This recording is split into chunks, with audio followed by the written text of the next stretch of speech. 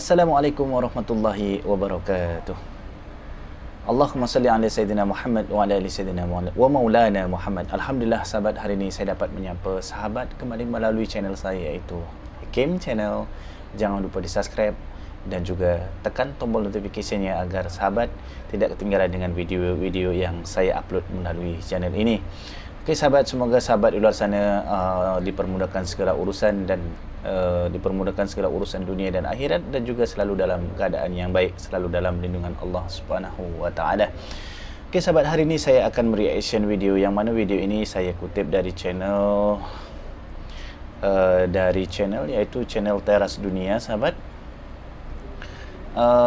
Yang mana bertajuk berita terbaru, kekuatan baru jet tempur F-15 ID penjaga langit Indonesia.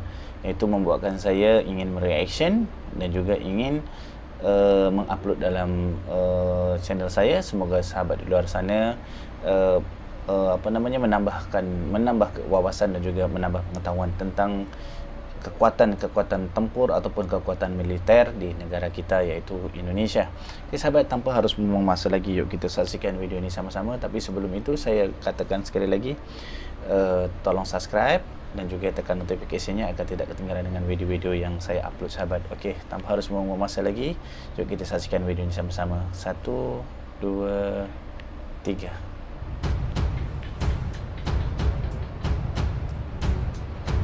Wow.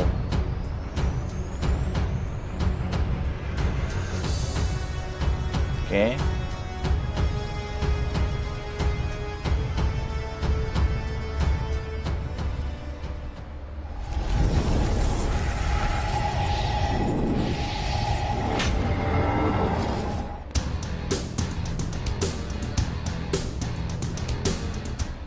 Panglima TNI Andika Perkasa berharap F-15 IDN F-15 sahabat, F-15 IDN. Okey, kita teruskan. Perkuat TNI AU, kapan Indonesia bakal tekan kontrak dengan AS? Panglima TNI Jenderal Andika Perkasa mengakui bahwa TNI Angkatan Udara membutuhkan tambahan jet tempur F-15 IDN. Saat ini Indonesia tengah menunggu kedatangan 6 unit pesawat pertama tempur Rafale 6 unit sahabat, 6 unit sahabat. Okey, kita teruskan lagi. dari Prancis. Di saat yang bersamaan, Amerika Serikat mengeluarkan keputusan bahwa mereka setuju Indonesia membeli 36 unit F-15 IDN. 36. Wow. 36. Okey, kita teruskan. F-15EX buatan Boeing. Oh, buatan Boeing. Jenderal TNI Andika Perkasa sempat menyebut bahwa Indonesia saat ini masih kekurangan alutsista di semua matra, baik matra darat, matra laut, dan juga matra udara. Kurangnya alutsista ini bisa mempengaruhi keamanan calon ibu kota baru Indonesia, Nusantara di Pulau Kalimantan. IKN juga disebut akan lebih rawan diserang lewat udara karena belum memiliki sistem pertahanan yang besar. Hadirnya F-15 IDN menurut Andika bisa memperkuat pertahanan udara Indonesia. Saya yakin itu kebutuhan tambahan pesawat tempur F-15 IDN bagian dari kebutuhan TNI Angkatan Udara, ucap Andika pada awak media. Rencana pengadaan F-15 IDN untuk TNI AU juga bukan kali pertama yang dibahas. Andika menambahkan bahwa sejak tahun 2019, pembelian alutsista bagi TNI sudah menjadi diskusi bersama. Sejak 2019, masing-masing angkatan termasuk Mabes TNI sudah mengajukan pungkasnya. Keputusan akhir terkait pembelian alutsista bukan berada di tangan TNI. Kementerian Pertahanan sebagai pemegang keputusan lebih berhak menentukan alutsista mana saja yang bisa dibeli Republik Indonesia sesuai anggaran yang diperoleh. F-15 IDN juga seolah makin dekat dengan TNI AU. Okey, alhamdulillah. Kunjungan Kasau Marsikal TNI. Okey sahabat, sebelum tu kita baca dulu apa sebenarnya spek dia dan kekuatan tempurnya sahabat ya. Okey, apabila saya dilansir daripada CNN Indonesia, spesifikasi jet tempur F-15 buatan Amerika Serikat yang mau dibeli Indonesia. Okey. Dekat sini ditulis Departemen Luar Negeri Amerika Serikat baru saja menyetujui rencana pembelian 36 jet tempur F-15 dari Indonesia pada Khamis 10 hari bulan 2. Armada baru ini akan memoles kemampuan militer udara Indonesia yang sebelumnya mengandalkan F-16 produksi Amerika Serikat serta Sukhoi buatan Rusia. Okey, F-15 merupakan jet yang dibuat pabrikan pesawat asal Amerika Serikat, Boeing. Sebelumnya pesawat ini dibuat dan dikembangkan oleh McDonnell Douglas sejak 1970 sampai akhirnya perusahaan ini diakuisisi Boeing. Okey, kita teruskan membaca. Jet tempur F-15 disebut memiliki keunggulan udara yang dicapai melalui perpaduan kemampuan manuver dan akselerasi, jangkauan senjata dan avionik. Okey, F-15 dibekali dengan sistem elektronik dan persenjataan untuk mendeteksi, memperoleh, melacak serta menyerang pesawat lain saat beroperasi di wilayah udara yang dikenali musuh. Wow, sangat hebat.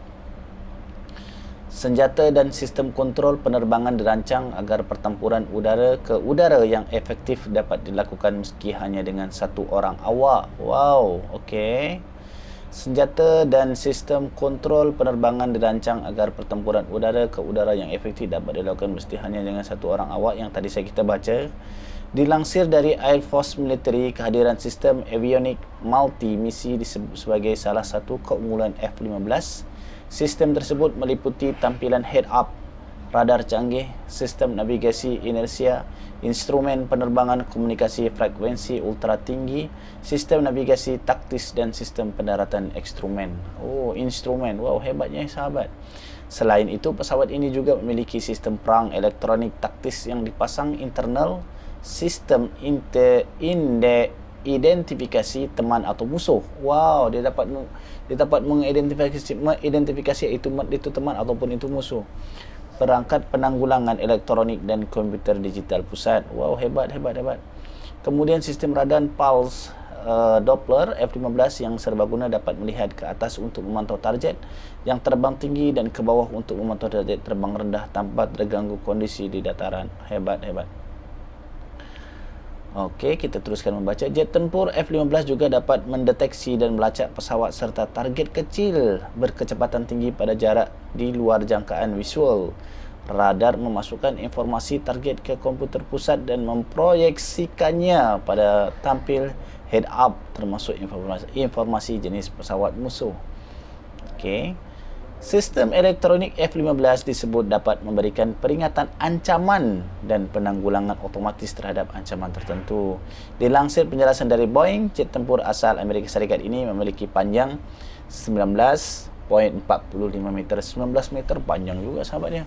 Dan tinggi 5.65 meter. 5 meter 65 cm, 5 meter lebih lah. Dan bentang sayap 13 meter. Okey. Pesawat ini memiliki berat 20,41 ton. Oh, 40 ton. 20 lebih sikit lah. 20 ton lebih sikit dengan kapasitas beban maksimum saat lepas landas 36 ton. Okey. Dan F-15 mampu terbang dengan kecepatan maksimal 3.017 km per jam. 3,000 sahabat, 3,000 km per jam dengan ketinggian maksimum 19.812 meter. Masya Allah. Selain itu, pesawat ini memiliki daya jelajah hingga 5.552 km. Dia punya jelajah dia sangat luas sahabat dia. Untuk penjelasan, F-15 memiliki komposisi senjata yang berbeda tergantung jenisnya. Model F-15A Stroke B, Stroke C, Stroke D untuk misi pertempuran udara ke udara dibekali Cannon 20 mm, rudal AIM 120, rudal AIM 9, rudal AIM Sparrow. Okey.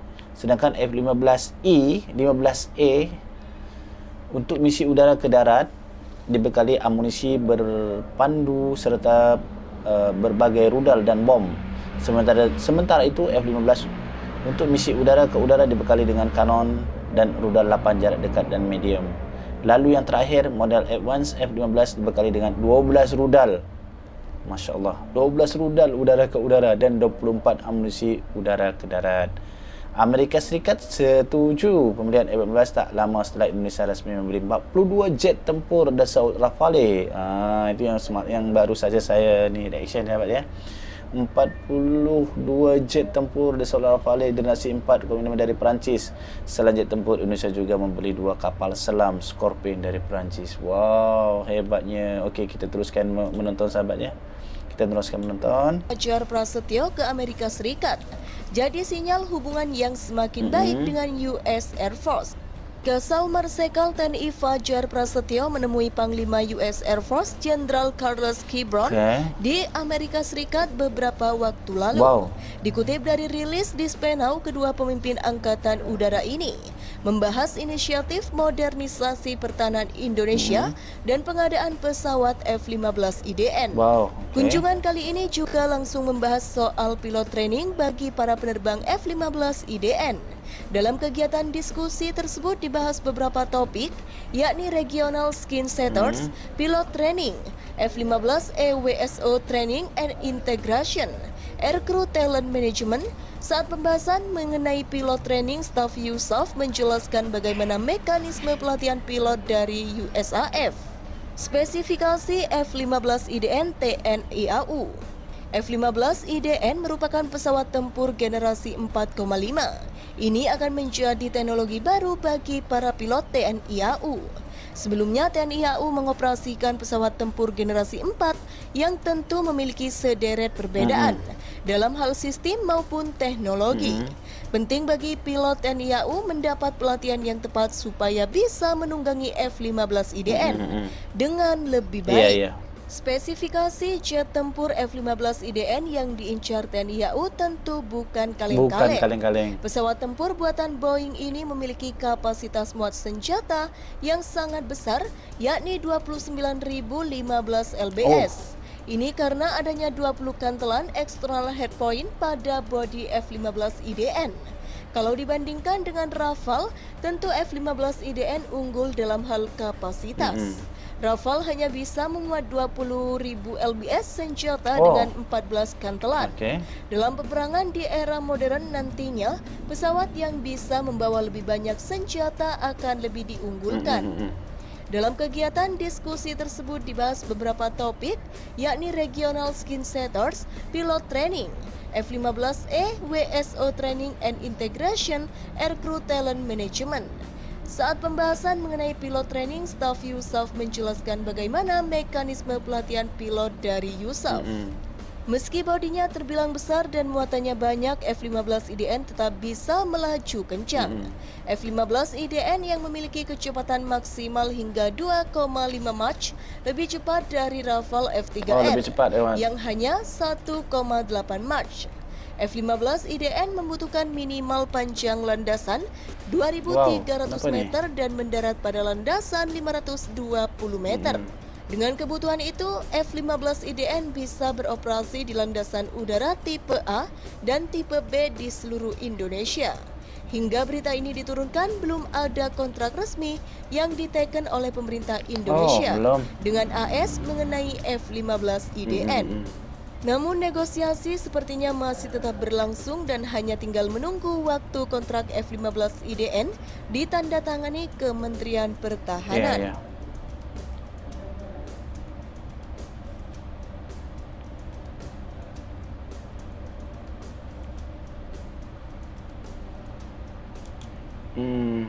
Okey sahabat. Ya, itulah sahabat, sudah habis akhirnya kita sampai ke penghujung. Itu saja yang dapat saya sajikan kepada sahabat luar sana. Kurang lebihnya saya meminta maaf, dan kritikan ataupun saranan untuk memperbaiki channel amat saya alu-alukan atau amat saya hargai, tulis di kolom komentar di bawah. Sekian, terima kasih. Akhirul kalam. Assalamualaikum warahmatullahi wabarakatuh.